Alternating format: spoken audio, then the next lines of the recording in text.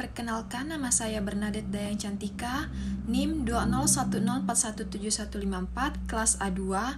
Dengan ini saya akan menjelaskan atau inilah ringkasan saya dari mata kuliah Analisis Lingkungan Bisnis di materi bab 4. Baik, media berita dan isu bukan pasar.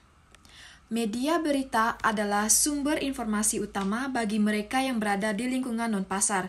Ini mengingatkan publik aktivis dan ISM dan kelompok kepentingan untuk permasalahan pasar dari aktivitas perusahaan. Mereka yang tertarik untuk memajukan suatu masalah mungkin mencoba menggunakan media sebagai komponen dan strategi non-pasar mereka.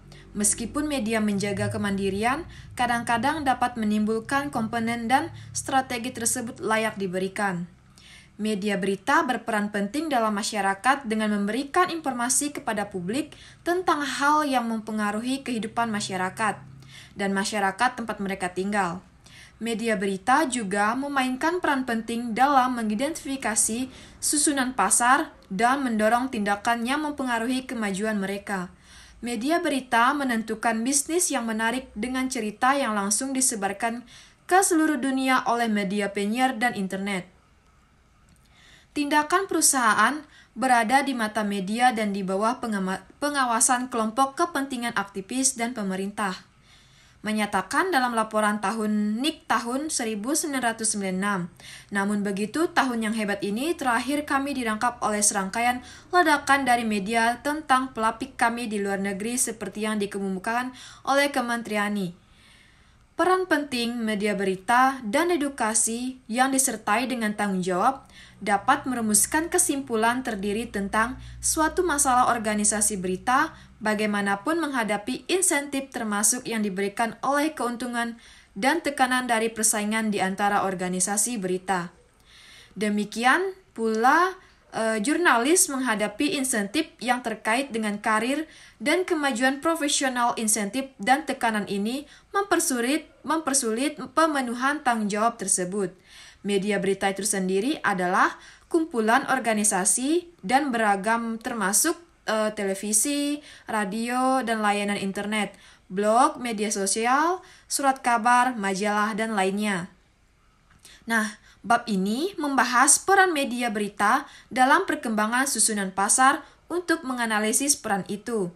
Pelebutan dan pelakuan media disajikan, teori tersebut diberikan atas dasar untuk mengantisipasi dampak pemberitaan terhadap suatu isu melalui siklus hidupnya. Media pemberitaan sebagai sebuah lembaga kemudian dipertimbangkan dengan fokus pada insentif bisnis dan profesional yang memotivasi organisasi berita, editornya, dan jurnalis.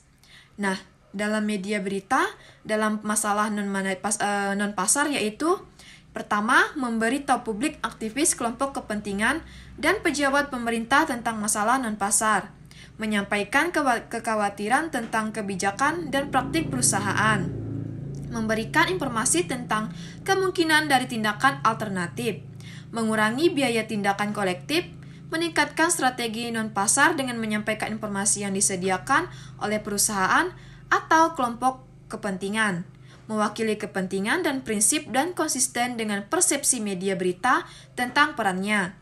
Kepentingan teori liputan media dan pelaku yaitu unit analisis adalah masalah dari teori ini. Dimaksudkan untuk menjelaskan serta mengidentifikasi cakupan dan pengobatan. Perawatan dapat terjadi dalam beberapa bentuk yaitu pertama, prestasi langsung tentang fakta dan deskripsi peristiwa. Kedua, penafsiran fakta dan peristiwa. Ketiga, ekloisasi potensi signifikasi dan konsekuensi mereka. Keempat, advokasi suatu tindakan.